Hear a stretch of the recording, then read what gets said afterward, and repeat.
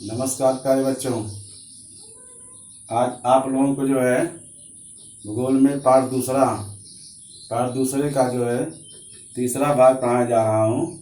पाठ का जो शीर्षक है आंतरिक हलचलें। आंतरिक हलचलें में इसके पहले हम लोग क्या पढ़े थे? वलित पर्वत, भ्रंशोत पर्वत और भ्रंश घाटी। उसके बाद आप लोगों को जो है आज जो मैं पढ़ाने जा रहा हूँ वह जो है ज्वालामुखी। क्या पढ़ाऊँगा? ज्वालामुखी। इसके पहले भूकंप और भूकंप आने के क्या परिणाम होते हैं, भूकंप आने के क्या कारण है, उसको आप सभी लोग बताया हूँ मैं। आज जो है ये देखते हैं ज्वालामुखी क्या होता है। तो आइए हम देखते हैं बोर्ड पर। ज्वालामुखी पृथ्वी के भूगर्भ से गर्म, द्रव, ठोस और गैसीय पदार्थ भूपृष्ठ पर फेंके जाते हैं। इस क्रिया को ज्वालामुखी की क्रिया कहते हैं। ज्वालामुखी के उद्गार से राख, जलवाष्प, अनेक प्रकार की गैसें, तप्त और पिघली हुई चट्टानों के रूप में लावा आदि पदार्थ बाहर फेंके जाते हैं। भूपृष्ठ पर शिलारस आने के बाद वह लावा बन जाता है। उद्गार के अनुसार ज्वालामुखी निम्न प्रकार के होते हैं। पहला है केंद्रीय ज्वालामुखी, दूसरा है भ्रंशी ज्वालामुखी। पृथ्वी के भूगर्भ से गर्म, द्रव, तप्त पदार्थ बाहर निकलता है और वह बाहर आकर के जो पदार्थ संचित होता है उसको लावा के रूप में जाना जाता है। क्योंकि जैसे जैसे पृथ्वी के नीचे जाएंगे वैसे वैसे तापमान क्या होता है? बढ़ता जाता है। जैसे जैसे पृथ्वी के ऊपर जाएंगे तो तापमान क्या होता है प्यारे बच्चों? कम होता है। तो ज्वालामुखी एक बार फिर से आप लोग देख लेंगे कि पृथ्वी के भूगर्भ से गर्म, द्रव, ठोस और गैसीय पदार्थ भूपृष्ठ पर फेंके जाते हैं। इस क्रिया को ज्वालामुखी की क्रिया कहते हैं। ज्वालामुखी के उद्गार से राख, जलवाष्प, अनेक प्रकार की गैसें, तप्त माने गर्म और पिघली हुई चट्टानों के रूप में लावा आदि पदार्थ बाहर फेंके जाते हैं। भूपृष्ठ पर शिलारस आने के बाद वह लावा बन जाता है। उद्गार के अनुसार ज्वालामुखी निम्न प्रकार के होते हैं। पहला है केंद्रीय ज्वालामुखी, दूसरा है भ्रंशी ज्वालामुखी। जो चट्टानें पृथ्वी के अंदर हैं, तापमान जब अधिक होता है तो चट्टानें पिघल जाती हैं और चट्टानें जब पिघलती हैं तो द्रव रूप में वो बाहर निकलती हैं।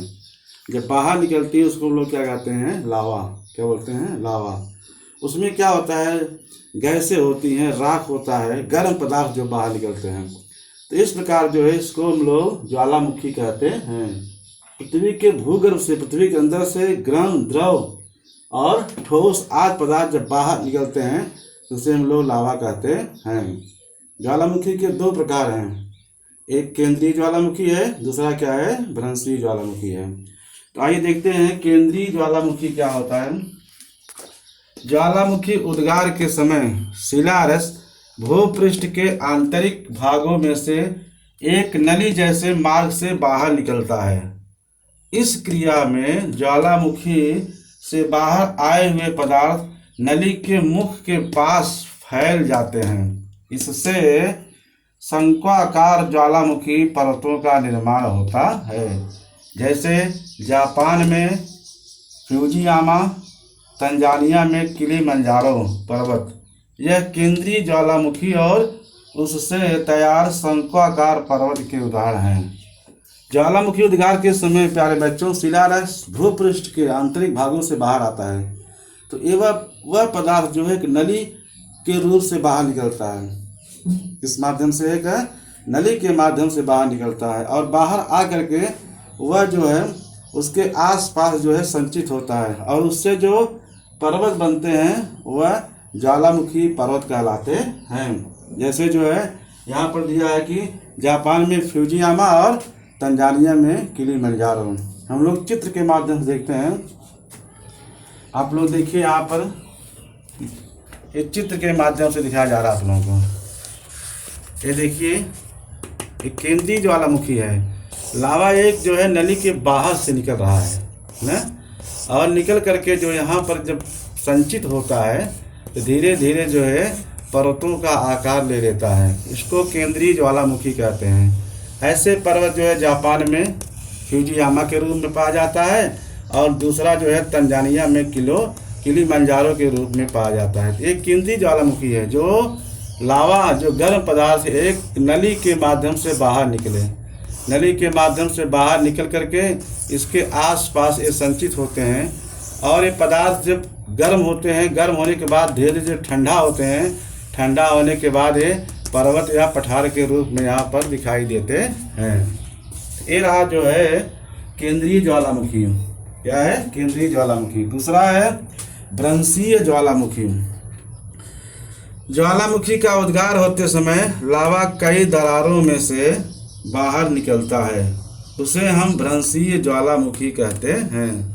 ज्वालामुखी उद्गार से बाहर निकलने वाला पदार्थ दरारों के दोनों ओर फैल जाता है। ऐसे उद्गार से ज्वालामुखी पठारों की निर्मित होती है। जैसे भारत में दक्कन का पठार भी इसी पद्धति से तैयार हुआ है। भ्रंशीय ज्वालामुखी में जब कभी ज्वालामुखी का उद्गार होता है तो ये जब लावा जो है नली के माध्यम से बाहर निकलता है तो उसको केंद्रीय ज्वालामुखी कहते हैं। और वही लावा जब पृथ्वी के दर्रों के माध्यम से दरारों के माध्यम से बाहर जब निकलता है और जब फैल जाता है तो उसको भ्रंशीय ज्वालामुखी कहते हैं। इन ज्वालामुखी से पठारों की निर्मित होती है। किस निर्मित होती है? पठारों की निर्मित होती है। जैसे हमारे देश में दक्कन का पठार है। दक्कन का पठार कहाँ फैला हुआ है? महाराष्ट्र में। कहाँ पर? महाराष्ट्र, कर्नाटक, तेलंगाना आदि जो पठार हैं इनको दक्कन का पठार कहा जाता है। आइए देखते हैं मानचित्र के माध्यम से। ये देखिए, ये भ्रंशीय ज्वालामुखी है।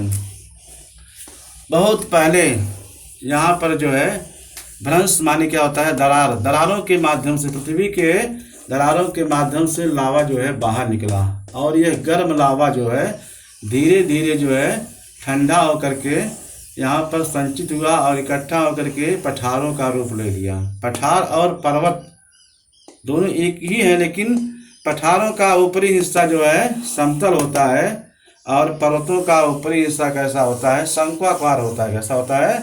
शंख के आधार पर होता है, शंक्वाकार के रूप में दिखाई पड़ता है। ये दोनों विशेषता है। ये केंद्रीय ज्वालामुखी है और ये क्या है? भ्रंशीय ज्वालामुखी है। जैसे महाराष्ट्र का जो पठार है वह भ्रंशीय ज्वालामुखी से बना हुआ है। किससे बना हुआ है? भ्रंशीय ज्वालामुखी से। पूरा महाराष्ट्र का पठार जिसको दक्कन का पठार के नाम से जाना जाता है। और ये दो प्रमुख ज्वालामुखी हैं। इसके साथ साथ जब उद्गार होता है, यहाँ देखते हैं उद्गार के समयावधि के अनुसार ज्वालामुखी के प्रकार। पहला है सक्रिय ज्वालामुखी, दूसरा है प्रसुप्त ज्वालामुखी, तीसरा है मृत ज्वालामुखी। उद्गार के समयावधि में तीन प्रकार के जो है ज्वालामुखी होते हैं। एक सक्रिय होता है, एक प्रसुप्त और एक क्या होता है? मृत ज्वालामुखी। तो पहले हम लोग जानते हैं कि सक्रिय ज्वालामुखी किसे कहते हैं। सक्रिय ज्वालामुखी जिस ज्वालामुखी का वर्तमान में बार बार उद्गार होता रहता है उस ज्वालामुखी को सक्रिय ज्वालामुखी कहते हैं। जिस ज्वालामुखी का वर्तमान में बार बार उद्गार होता रहता है उस ज्वालामुखी को सक्रिय ज्वालामुखी कहते हैं। जैसे जापान का फ्यूजियामा तथा भूमध्य सागर का स्ट्रोम्बोली, माने ये सक्रिय ज्वालामुखी है। जिस ज्वालामुखी का वर्तमान में बार बार उद्गार होता रहता है, बार बार उद्गार होता रहेगा तो वह जो है सक्रिय ज्वालामुखी कहलाता है। जैसे जापान का फ्यूजियामा, यह क्या है? सक्रिय ज्वालामुखी है। क्या है? सक्रिय ज्वालामुखी है। और भूमध्य सागर का स्ट्रोम्बोली, ये भी क्या है? सक्रिय ज्वालामुखी। यहाँ पर हमेशा ज्वालामुखी का उद्गार होता रहता है। दूसरा क्या है? प्रसुप्त ज्वालामुखी। जो ज्वालामुखी कुछ समय के लिए शांत रहता है और फिर कभी अचानक जागृत हो जाता है। जागृत माने क्या होता है? जागना। उसे प्रसुप्त ज्वालामुखी कहते हैं। जैसे भारत का वैरण द्वीप, क्या है? वैरण द्वीप भारत का जो है, जो अंडमान निकोबार द्वीप समूह में है, वहाँ पर जो है प्रसुप्त ज्वालामुखी पाया जाता है। जो ज्वालामुखी कुछ समय के लिए शांत रहता है और फिर उसमें एकाएक जो है उद्गार हो जाता है, उसको क्या बोलते हैं? प्रसुप्त ज्वालामुखी। जैसे भारत का वायरन द्वीप, अंडमान निकोबार द्वीप समूह में वायरन द्वीप है, वहाँ पर जो है प्रसुप्त ज्वालामुखी पाया जाता है। तीसरा है यहाँ पर मृत ज्वालामुखी। क्या है? मृत ज्वालामुखी। जिस ज्वालामुखी का लंबे समय से उद्गार नहीं हुआ है और भविष्य में भी उद्गार की संभावना नहीं रहती, उसे मृत या शांत ज्वालामुखी कहते हैं। जैसे तंजानिया का किलिमंजारो। मृत माने क्या होता है? मरा हुआ। जिस ज्वालामुखी में लंबे समय तक उद्गार नहीं हुआ है और फिर भविष्य में उसके उद्गार होने की संभावना नहीं रहती है, ऐसे ज्वालामुखी को मृत यानी मरा हुआ या फिर शांत ज्वालामुखी कहते हैं। जैसे तंजानिया जो देश है, उस वहाँ पर किलिमंजारो नामक जो ज्वालामुखी है वो क्या है? मृत ज्वालामुखी है, यानी शांत ज्वालामुखी है। ये रहा जो है उद्गार के समय अवधि के अनुसार ज्वालामुखी के प्रकार। यहाँ पर था ज्वालामुखी किसे कहते हैं, कितने प्रकार के ज्वालामुखी होते हैं। अब देखते हैं ज्वालामुखी के परिणाम क्या होते हैं। ज्वालामुखी के परिणाम, तो ज्वालामुखी के निम्न परिणाम है प्यारे बच्चों। पहला है जन धन की हानि होना। दूसरा है महासागर में सुनामी लहरों का निर्माण होना। तीसरा है पर्यावरण का संतुलन बिगड़ना। चौथा है ज्वालामुखी राख के कारण भूमि का उपजाऊ बनना। पांचवा है नई भूमि का निर्माण होना अथवा किसी द्वीप का नष्ट होना। छठवां है मृत ज्वालामुखी के मुख के पास वर्षा का पानी संचित होने से झीलों का निर्माण होना। ये 6 परिणाम है। एक बार फिर आप लोग देख लो। पहला है जन धन की हानि होना। दूसरा है महासागर में सुनामी लहरों का निर्माण होना। तीसरा है पर्यावरण का संतुलन जो है बिगड़ना। चौथा है ज्वालामुखी राख के कारण भूमि का उपजाऊ बनना।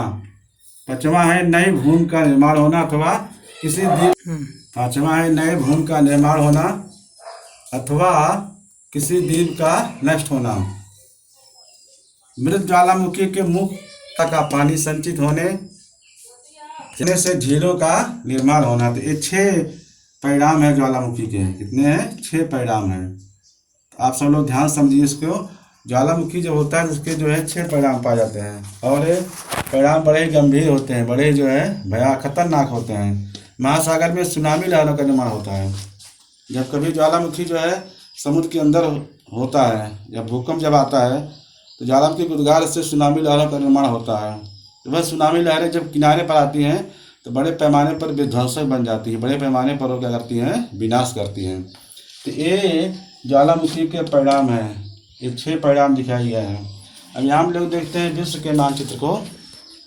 किस मानचित्र को? विश्व के मानचित्र को। आप लोग देखिए ध्यान से, इधर यहाँ देखिए 1 2 3 4 चीज दिया है। पहली जो रेखा दिख रहे हैं आप लोग, ब्लैक रेखा है, उसको भूपट्टिका के रूप में जानते हैं। नीली रेखा है भूपट्टिका निर्मित है। यहाँ पर जो है जो भूपट्टिका का क्षेत्र है, फिर भूकंप का क्षेत्र है। देखिए यहाँ पर, यहाँ से जो है भूकंप का क्षेत्र है और यहाँ हिमालय भी जो है उसी कड़ी में आता है जो भूकंप के क्षेत्र के रूप में जाना जाता है। अब जहाँ जहाँ पर त्रिभुज जैसा दिखाई पड़ रहा है लाल बाल, वहाँ पर क्या है? ज्वालामुखी क्षेत्र है। क्या है? ज्वालामुखी क्षेत्र है। जो लाल लाल त्रिभुज जैसा इस मैप में दिखाई पड़ रहा है उसे ज्वालामुखी क्षेत्र कहा जाता है। तो आइए देखते हैं, इसके साथ साथ जो है ज्वालामुखी के परिणाम लोग पढ़े और वहाँ पर हम लोग विश्व के मानचित्र में देखें कहाँ कहाँ भूकंप होता है, कहाँ कहाँ क्या होता है। अब देखते हैं आज के गृह कार्य क्या है। पहला है तो आज का गृह कार्य पहला है ज्वालामुखी किसे कहते हैं। दूसरा है क्रेंदी तथा भ्रंशी ज्वालामुखी का वर्णन करो। तीसरा है ज्वालामुखी के परिणाम लिखो। ये 3 गृह कार्य हैं। कितने हैं? 3 गृह कार्य। तो इन 3 गृह कार्य को आप सभी लोग करना है और करके जो है इसको शुक्रवार को आप सभी लोग जो है जितने हैं 9 के बच्चे हैं तो ग्रुप पर डालेंगे, जिससे आप लोग घर काम चेक हो जाए। और इस पाठ को विधिवत पढ़ेंगे आप सभी लोग। इस पाठ में जो है आंतरिक हलचलें, पाठ दूसरा, इसमें जो आप लोगों को बताया मैं कि बलित पर्वत क्या है, भ्रंशोत पर्वत क्या है, भ्रंश घाटी क्या है, इसके साथ साथ भूकंप किसे कहते हैं, भूकंप आने के कारण क्या है और भूकंप के परिणाम क्या हैं। बराबर। तो ये बताया आप लोगों को। उसके साथ साथ आज क्या बताया आप लोगों को, ज्वालामुखी किसे कहते हैं। ज्वालामुखी के कितने प्रकार होते हैं, 2 प्रकार होते हैं, केंद्रीय ज्वालामुखी और भ्रंशी ज्वालामुखी। उसके साथ उद्गार के समय ज्वालामुखी कितने प्रकार होते हैं, 3, सक्रिय ज्वालामुखी, प्रसुप्त ज्वालामुखी और मृत ज्वालामुखी। उसके साथ साथ ज्वालामुखी के परिणाम को बताया, और आप लोगों को ये गृहकार दिया 3, ये सभी गृहकार को आप लोग करेंगे। उसके साथ साथ फिर जो है हम आप लोगों को मिलेंगे तो अगला पाठ पढ़ाएंगे। धन्यवाद।